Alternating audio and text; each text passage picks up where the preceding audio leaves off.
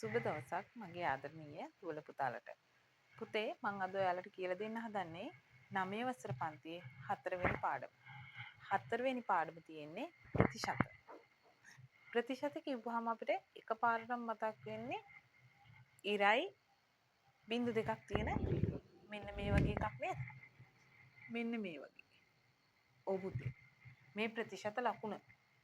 ඉතින් මේකෙන් තමයි අපි දැන් ගණිතය හදන්න මුලින්ම ප්‍රතිශත හොයන්න අවශ්‍ය පාඩමේදී අපිට මුලින්ම කියලා දෙය තියෙනවා ලාභය අලාභය. මොකද්ද පුතේ ලාභයක් කියන්නේ? ලාභයක් ලබන්නේ කවුද? දැන් අපි කඩේකට ගියොත් මුදලාලි කෙනෙක් ඉන්නවා. ඒ කියන්නේ වෙලෙන්දෙක් ඉන්නවා. වෙලෙන්දෙක් යම් බඩුවක් මිලදී අරගෙන එයා ඊට වැඩිපුර ගානකට විකුණනවා නම් ඒකට කියනවා මොකක්ද? ලාභයක් කියලා. එතකොට ඒ ලාභයක් ගන්න බැරුව වෙලෙන්දා ගත්ත භාණ්ඩයක් ඊට අඩු මුදලකට ගත්ත මුදලට වඩා අඩු මුදලකට විකුණන්න උනොත් පාඩුවක් නේද වෙන්නේ යට. ඔව්. දැන් ඔයාම හිතන්න. ඔයා පෑනක් ගන්නවා. ඔයා රුපියල් 10ක් වියදම් කරලා පෑනක් අරගෙන ඒ පෑන රුපියල් 12කට විකුණනොත් තමයි ඔයාට ලාභයක් තියෙන්නේ. ඒ පෑන රුපියල් 8කට විකුණුවොත් ඔයාට අලාභයක් නෙත් තියෙන්නේ. අන්න ඒක තමයි පුතේ ලාභ අලාභ කියලා කියන්නේ. එහෙනම් ලාභය කියන්නේ ගත් මිලට වඩා වැඩි මුලකට. එහෙනම් විකුණුම් මිල වැඩි වෙන්න ඕනේ. විකුණුම් මිල වැඩි අගයක් වෙලා විකුණුම් මිලෙන් ගත් මිල අඩු කරාම අපිට මොකද හම්බ වෙන්නේ පුතේ? ලාභයක්. අලාභයේදී පුතේ ගත් මිල තමයි වැඩි වෙන්නේ. එහෙනම් අපි අලාභය හොයනකොට ගත් මිල අඩු කරමු විකුණුම් මිලේ. ගත් මිල අඩු කරනවා විකුණුම් මුදලෙන්. මේ බලන්නකෝ මම ඔයාට කියපු ඒ රුපියල් 10 පෑනේ කතාව අපි මේකට ආදේශ කරමු. එහෙනම් අපි පෑනක් රුපියල් 10කට අරගෙන ගත්තේ 10කටයි. හැබැයි විකුණනවා අපි ඒක 12කට. එතකොට අපිට 12න් 10ක් අඩු කරාම ලාභයේ විදිහට දෙකක් ගන්න පුළුවන් නේද? සමාන ලකුණු අපි එක කෙලින් දාමු. එහෙනම් ලාභය කීයද දෙන්නේ පුතේ? රුපියල් 2යි. දැන් අපි හිතමු ගත්ත රුපියල් 10ට හරි. ගත්ත මිලේ ගානමයි. හැබැයි විකුණන්නේ රුපියල් 8කට නම් අපිට ලැබෙන්නේ අලාභයක් නේද? එහෙනම් ඒ අලාභය රුපියල් 2ක අලාභයක්. පැහැදිලිද? එහෙනම් ලාභය මොකක්ද අලාභය මොකක්ද කියලා. අපිට මේක මේ විදිහටම ලියලා.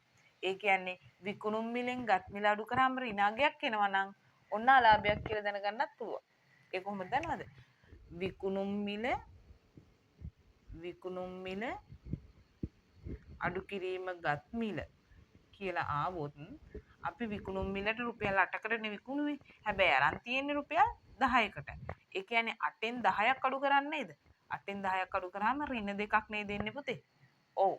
එහෙනම් ඍණ දෙකක් ආවා කියන්නේ අලාභයක් කියන එක පැහැදිලි නේද? හරි. අපි බලමු ගණන් හදන්නේ කොහොමද කියලා ඒ වගේ.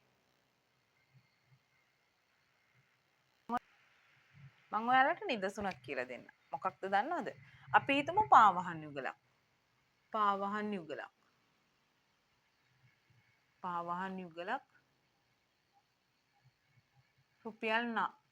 රුපියල් 800කට මිලටගෙන එය රුපියල් 1000කට විකුණයි නම් මේක ලාභයක්ද අලාභයක්ද පුතේ? ලාභයක් නේද? කොහොමද අපි හොයන්නේ? ලාභය සමානයි විකුණුම් මිල අඩු කරනවා ගත් මිලෙන්. විකුණුම් මිල අඩු කරනවා ගත් මිලෙන්. විකුණුම් මිල කීයද පුතේ තියෙන්නේ? 1000 අඩු කරනවා ගත් මිල 800ෙන්. එතකොට 10න් 800ක් ගියාම ලාභය කීයක් එනවද? රුපියල් 200ක් කියලා එනවා නේද? පැහැදිලිද? එහෙනම් ඒ වගේ ගණනක් හදන එක. හරි. අලාභයකුත් හදමු අපි. ඒ පාවහන් යුගලක් රුපියල් 800කට මිලදී අරන්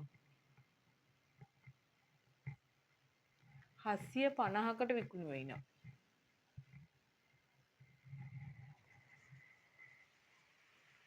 එහෙනම් සිද්ධ වෙන්නේ පුතේ මොකක්ද? බලමු අපි මොකක්ද කියලා. එහෙනම් ඒකෙත් අපි විකුණුම් මිල අඩු කරනවා ගත් මිලෙන්. විකුණුම් මිල ආවේකෙදී කීයද 750. එහෙනම් 750න් අඩු කරන්න ඕනේ 800ක්. අඩු කිරීමේ පැත්ත තමයි වැඩිනේ. එහෙනම් ඍණ 50ක් නේද එන්නේ. එහෙනම් මොකද්ද?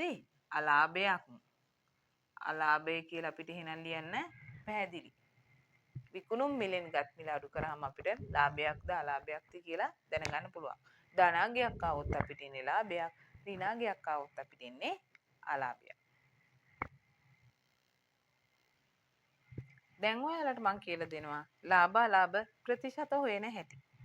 කොහොමද බලමු පුතේ ලාභ අලාභ ප්‍රතිශත හොයන්නේ? ලාභ අලාභ ප්‍රතිශත හොයනකොට ලාභ ප්‍රතිශතය කියන එක හොයන්න පුළුවන් අපිට. ලාභ ප්‍රතිශතය සමානයි ලාභය බෙදීම ගත් මිල. ලාභය බෙදීම ගත් මිල ගුණ කිරීම 100ට 100. අලාභ ප්‍රතිශතයත් ඒ විදිහමයි. කොහොමද? අලාභ ප්‍රතිශතය සමානයි අලාභය ඒකත් බෙදන්නේ පුතේ ගත් මිලෙන්මයි. අලාභය බෙදන්නේ ගත් මිලෙන්මයි. ඒක ගුණ කරනවා 100ට 100.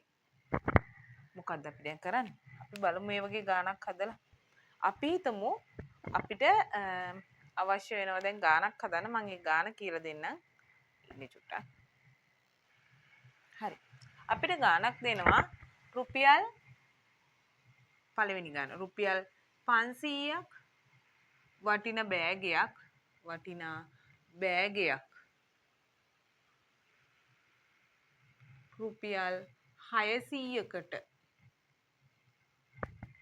විකිණීමෙන්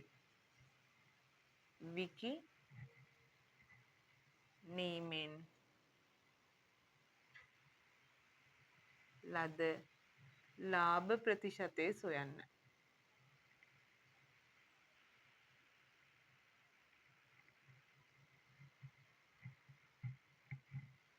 අපි මෙන්න මේ ලාභ ප්‍රතිශතය හොයන සූත්‍රය දානවා. ලාභ ප්‍රතිශතය සමානයි ලාභය බෙදීම ගත් මිල ගුණ කිරීම 100ට 100. එහෙනම් ලාභය කීයක් එනවද පුතේ? 500 එකක් 600කට විකුණනවා කියන්නේ රුපියල් 100ක ලාභයක් නේද? 600 අඩු කරනවා 500. ඊට පස්සේ ගත් මිල 500යි නේ. 500යි ගුණ කරනවා 100ට 100. මේ බිංදු දෙකට මේකේ මේ බිංදු දෙක කපන්න පුළුවන්.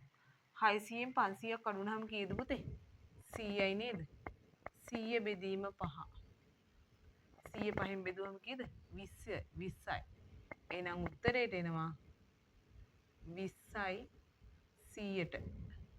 120ක ලාභයක් තමයි එහෙනම් එයා ලබන්නේ කියලා උත්තරේට එනවා. පැහැදිලි නේද ඔයාලට? අපි බලමු අලාභයක් වෙන ගැටලුවක් කොහොමද කරන්න කියලා. රුපියල් 5000ක් වටින දෙවෙනි ගාන රුපියල් 5000ක් වටිනා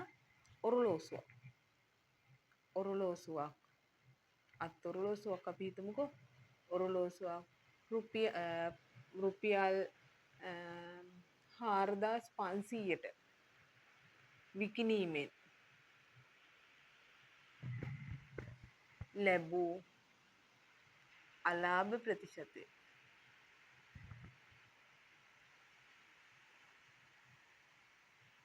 එහෙනම් අපි කොහොමද පුතේ ලියන්නේ? අලාභ ප්‍රතිශතය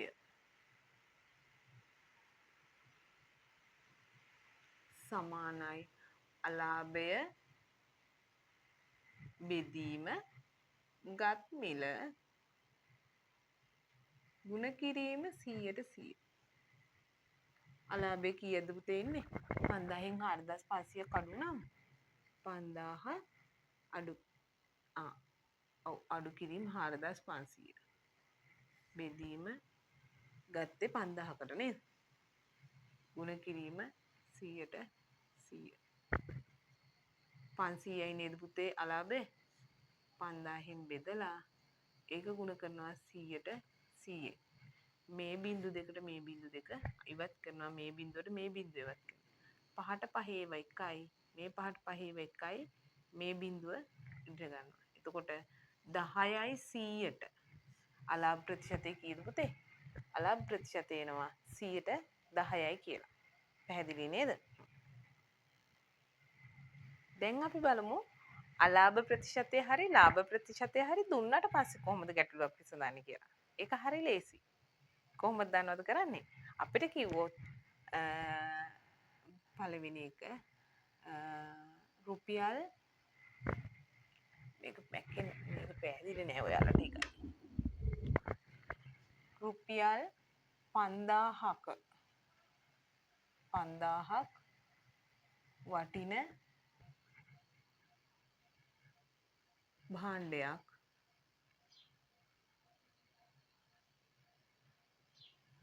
සියයට 5ක ලාභයක් සහිතව විකුණයි නම් විකුණුම් මිල කීයද? මොකද කරන්නේ පුතේ? විකුණුම් මිල හොයන්න නම් මෙන්න මේ විදිහට විකුණුම් මිල ඉස්සෙල්ලාම අපි මේක ලාභය හොයමු. ලාභය සමානයි 5000 ගුණ කිරීම 100න් 5. 100ට 5 කියන්නේ 100න් 5 කියලා ලියා ගන්න.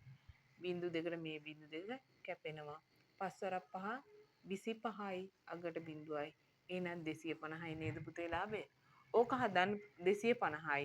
එහෙනම් විකුණුම් මිල කීයද? විකුණුම් මිල සමානයි 5000 එකතු කිරීම 250 සමානයි 5250යි. මේක දෙවෙනි ක්‍රමයට එකපාරෙම හොයන්න පුළුවන්. කොහොමද අපි හොයන්නේ? විකුණුම් මිල කෙලින්ම හොයන්න පුළුවන් පුතේ. මේ දෙවෙනි ක්‍රමය. කොහොමද දන්නවද ඒක හොයන්නේ? 5000යි භාණ්ඩේ මිල. ඒකට 100ට කීයක ලාභයක්ද පුතේ? 100ට 5ක ලාභයක් නේද? 100ට 5ක ලාභයක් කියන්නේ 100ක විකුණන්නේ 105කට. එහෙනම් අපි 5000ක කීයකට විකුණනවද? 100ක 105කට නම් විකුණන්නේ 5000ක කීයකටද කියලා බලනවා. එහෙනම් මේ බිංදු දෙකට මේ බිංදු දෙක කැපෙනවා. 5 වරක් 5 25න් 5 5 2යි 5 වරක් 1 5යි 525යි අගට බිංදුවයි. එහෙනම් 5250 එනවද නැද්ද? එනවා. මෙන්න ලාභය හොයලා විකුණුම් මිල හොයන විදිහ මේ උඩ කොටසෙන් තියෙන්නේ. ඊට යට කොටසෙන් තියෙන්නේ විකුණුම් මිල කෙලින්ම හොයන විදිහ. ආයේ ලාභය හොයා ඉන්න ඕන වෙන්නේ නැහැ. හැබැයි ගැටලුවකදී දුන්නොත් ලාභය හොයලා ඉවරලා විකුණුම් මිල හොයන්න කියලා මේ විදිහට හොයන්න පළවෙනි ක්‍රමයට. නැත්තම් කෙලින්ම විකුණුම් මිලම හොයන්න කියලා කිව්වොත් 100න් කොච්චර ලාභයක්ද? 100 එකක් නම් ඊට වැඩි ගාණකටනේ දෙන්න ඕනේ. එහෙනම් අලාභයක් වුණොත් කොහොමද හොයන්නේ? පුතේ අලාභයක් වුණොත් ඒ අලාභ ප්‍රතිශතයේ තියෙන ගාණ අඩු කරනවා 100. ඒ විදිහට ඒක ගන්න. අපි බලමු අලාභයක් ප්‍රතිශතය දුන්නොත් කොහොමද ගැටලුවක් හදන්නේ කියලා. බලන්න. ඔයාලට දෙනවා ඊගාව ගැටලුවට. ගැටලුවේ අංකේ මේ විදිහට ගමු. අපිට රුපියල් 7000ක් වටින භාණ්ඩයක්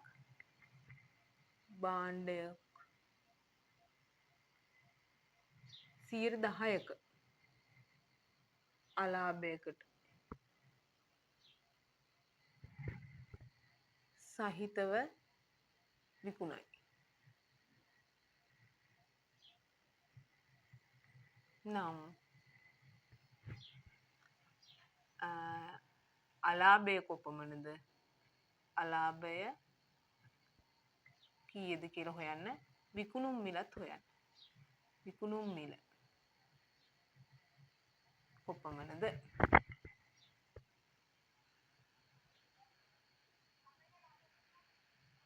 අපි බලමු භාණ්ඩයක් 10%ක අලාභයක් සහිත විකුණයි නම්. එහෙනම් අපි හොයනවා අලාභය. අලාභය සමානයි 7000ක 100ට 10ක අලාභයක් නේද? එහෙනම් 100න් 10. බිංදු දෙකට මේ බිංදු දෙක කැපුවාම 700යි නේද? 70 10න් ගුණ කරාම. එහෙනම් අලාභය 700යි. එහෙනම් විකුණුම් මිල කියලා ගන්නෙ විකුණුම් මිල ගන්න වෙන්නේ ගත් මිලෙන් 700ක් අඩු කරලා. ගත් මිල 7000න් අඩු කරනවා 700ක්. 7000න් 700ක් අඩු කරාම 6300යි.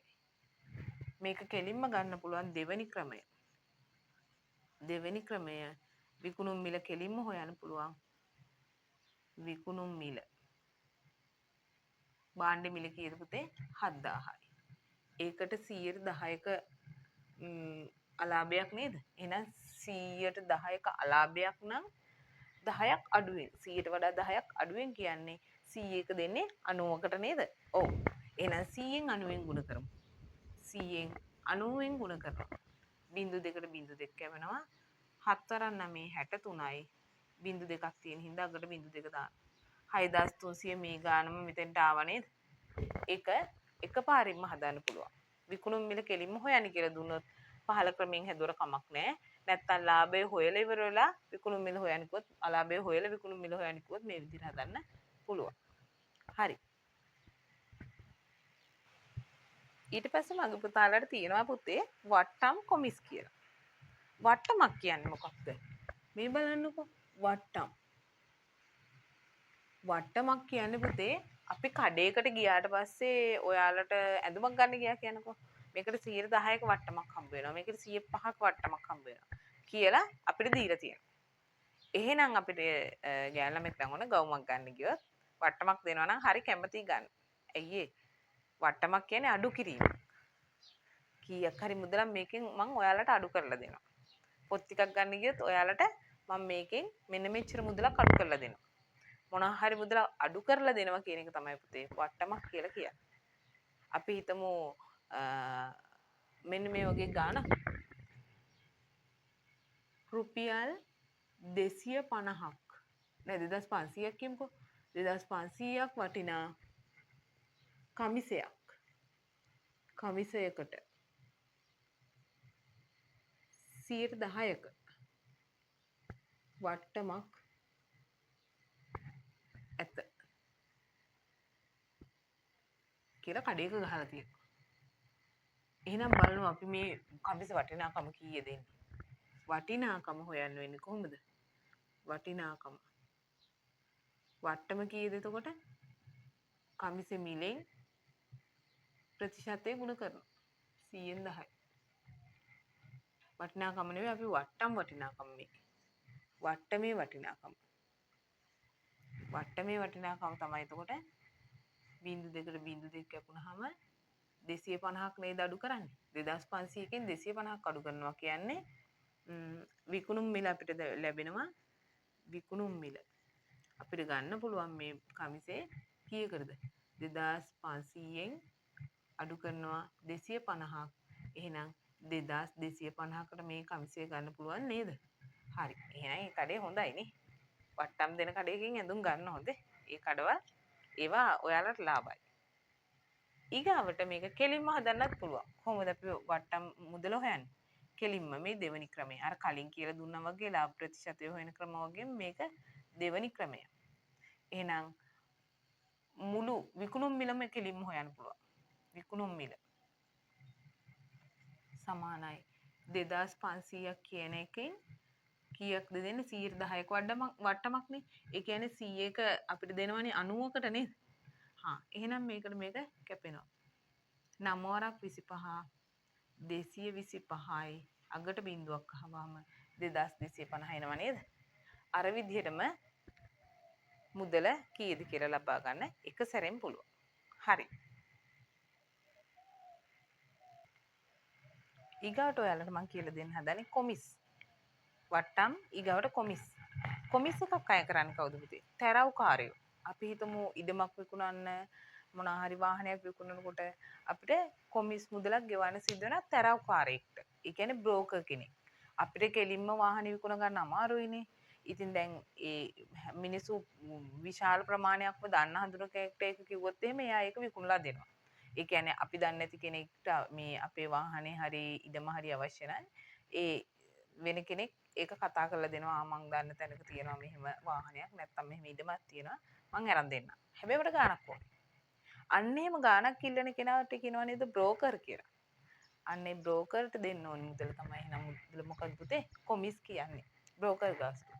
අපි හිතමු රුපියල් 30000ක් වටින ඉඩමක් කියමුකෝ. ඉඩමක් 10%ක කොමිස් එකකට කොමිස් මුදලකට විකුණයි නම් කොමිස් මුදල එහෙනම් කොහොමද අපි හොයන්නේ? කොමිස් මුදල සමානයි 30000 ගුණ කිරීම 100න් 10. කීය දෙන්නේ පුතේ? 3000ක කොමිස් මුදලක් ගෙවන්න ඕනේ නේද?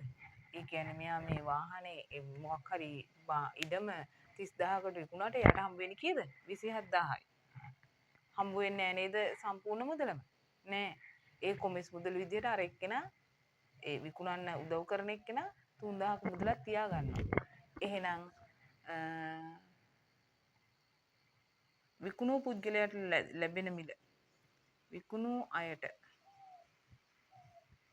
ලද මුදල සමානයි 30000න් අඩු වෙනවා කීයක්ද? 3000. එයාට හම්බ වෙන්නේ 27000ක මුදලක් පමණයි. එහෙනම් ඔයාලට දැන් වට්ටම් කොමිස් ඒ දෙකත් කියලා දුන්නා. ඔන්න ඕවා තමයි පුතේ ඔයාලගේ පාඩමට එන්නේ. ඉතින් මේ ගැටලු තමයි ඔයාලට හම්බ වෙන්නේ. ඊට වෙනස් ගැටලුවක් ආවොත් කියන්න කමෙන්ට් එකක් දාන්න මම ඔයාලට කියලා දෙන්නම්. සුබ දවසක්.